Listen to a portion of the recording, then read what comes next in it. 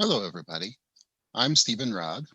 I'm former high school teacher and held positions at the university level for over 30 years. And I have the honor of being a part of the HHMI biointeractive ambassador community. So I'm going to share with you in just 10 minutes at this booth presentation a resource that I've put together from a playlist of biointeractive resources that allows you to basically create a storyline um, for citizen science virtual expedition. Very nice for online and blended learning, and and they also introduce you to activity playlists. So we have just 10 minutes, so let's get started.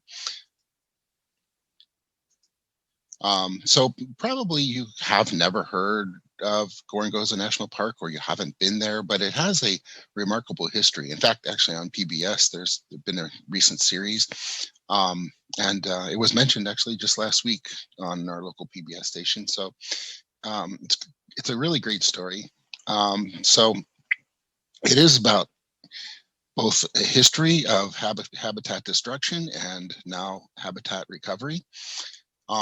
And active science that happens there today is telling us a lot about how humans and wildlife coexist. And I think what's really interesting about this is how you can take that lesson of this case study, if you will, a case study that's over time and very important place, also very interesting, and then have students investigate, things that are local as well. So what's happening in local ecosystems and biomes. So this is where I think it becomes particularly interesting and useful. But it's real science, it's authentic, it's also happening currently. So very interesting stuff. So to start us off, so everything we need today, and everything that you might need going forward, if you want to go ahead and use this idea, is available at this short link here. And I'll read it off. Please go there. It's a guide that has everything, one-stop shop, if you will. So https colon backslash backslash bit.ly backslash 3 little j large M, the number 1, I, capital X, capital X. Okay, so once again, https colon backslash backslash bit.ly backslash 3 little j large M, the number 1, capital I, capital X, capital X. So if you can go to that site, I'll switch over there actually right now while you're working on it too. And you'll see that absolutely everything we need is in this one-stop shop. Now, this is provided to you, and again, the same link is there at the top. This is provided to you as a as an entire guide that you can download. It's there as a doc so that you can easily edit it and revise it, or you can open it as a doc in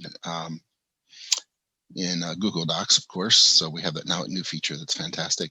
You can edit docs in Google Doc, and so you can make it yours. So feel free to do that. I'm not going to charge you royalties for that. So there you go. Okay, so the introduction I've just provided. So let's go down to step 2. And let me just give you a quick overview of what's here, and then we'll look at a couple of the resources in the time that we have, just to get a sense of what's happening. Okay, so first of all, I start out, what is this place? And I like to play this as an expedition. Okay, so we're going to travel virtually to this place. We're going to find out what's there and why it's interesting.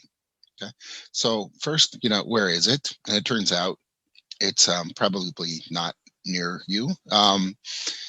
It's Mozambique. So it's fun to let the students discover that. You can use Google, or I love Google Earth as a way of flying there. And there's some pictures, so you can start to get a sense of the place. And the reason I like to do that, because I like to establish a relationship, I guess, with the place before we actually study what's happening there in terms of current natural history. So at that point in part 2, we start looking a little bit more about the place. And so what are the biomes there? Why is its history interesting? And there's a wonderful film, The Guide, a biologist in Gorongosa. And in that film, there's a short segment where E.O. Wilson, yes, that E.O. Wilson, takes children on a bioblitz in Gorongosa. And it's a lovely scene. Actually, that's the story. The whole movie is very, very nice, but it's a 35-minute movie. Okay, so it's a film that you need some time to see. Could be a weekend watch, or you could take class period and work with just that. Um, I actually should just interject. The last time I played this with my students, these are high school students in AP Environmental Science class, I told them, well, I've got tissues. The ending is a tearjerker, so I have tissues around the class if you need them. And because I said that, of course, we did need them at the end. I had to pass them out. It's a very nice film about the place. A number of storylines going on. So to read the film at a glance guide is very, very helpful. So anyway, one of the things that happens is this bioblitz. Well, of course, a local thing that you can do there at number 2.3. So I'll scroll down here. Is bring your own students and create your own bioblitz. And I like to use I've used the iNaturalist app. And we actually did this in the south side of Chicago in the Pullman neighborhood. So a famous neighborhood. It's actually a national historic site now. And it's where Labor Day came from. So it's an important place. And but doing a bioblitz, in an urban area is absolutely possible and very worthwhile doing.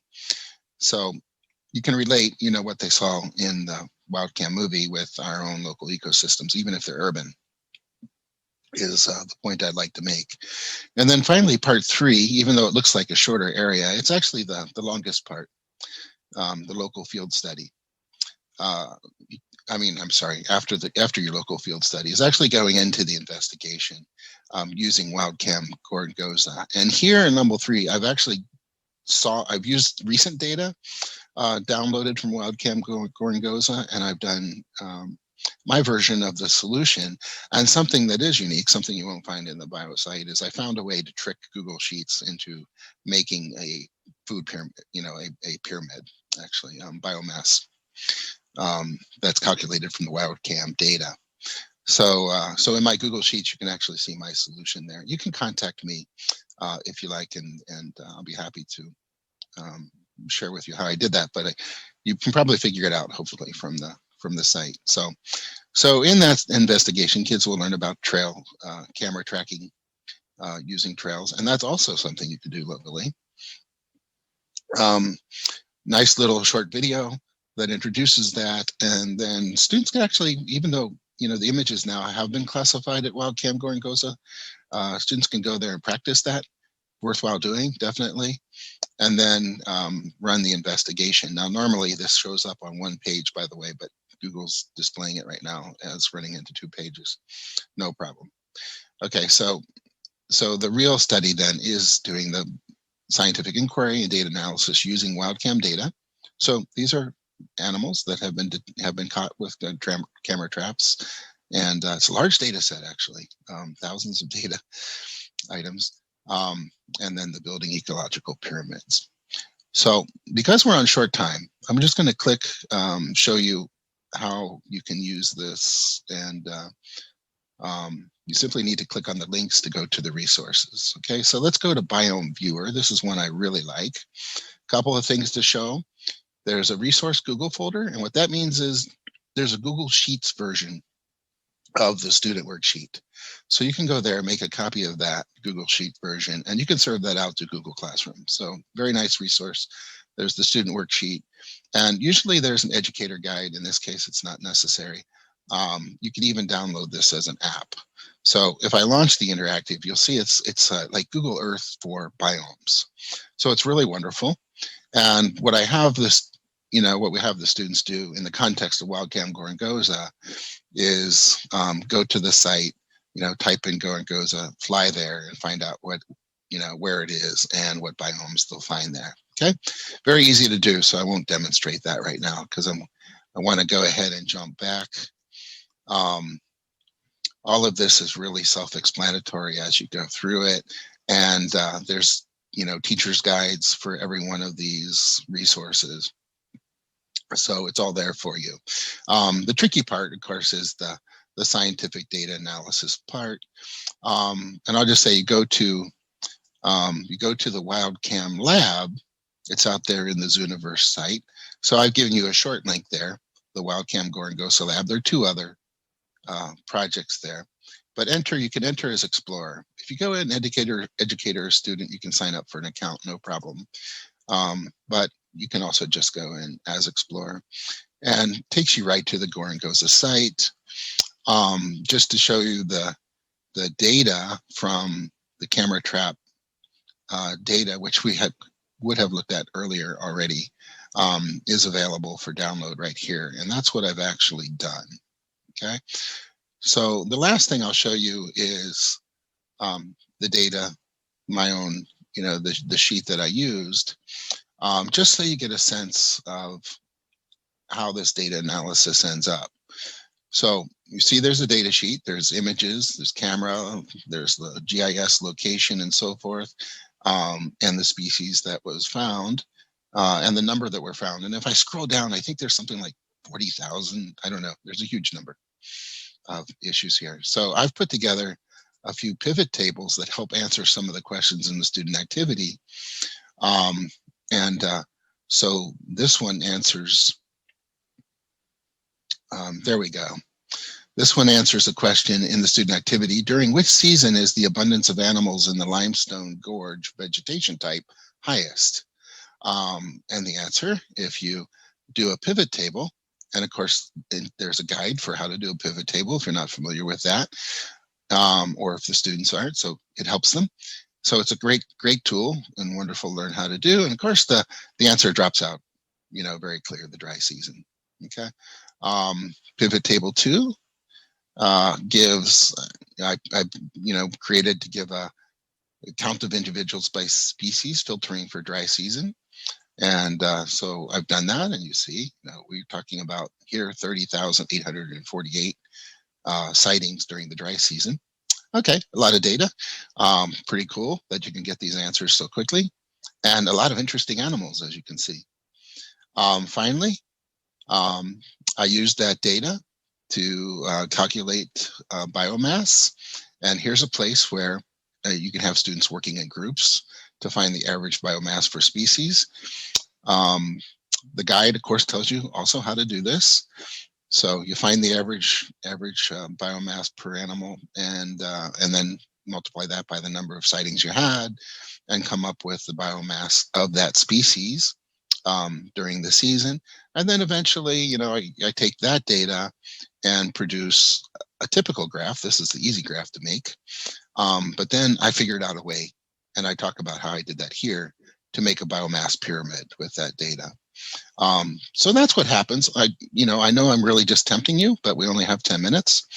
So that is the entire guide, the scientific inquiry, and then the building ecological pyramids. That's how it ends up. You have a little bit of a sense about how you get there. But at each step along the way, there's the student guides that help the students along, and then there's the educator's guide that will clue you in on how it's done. So with that, I will conclude, and thank you very much for this really quick booth presentation. And let me know how it goes. I'd be very interested in hearing if you do this, and how much your students love it. I know mine definitely do. So enjoy. Bye-bye.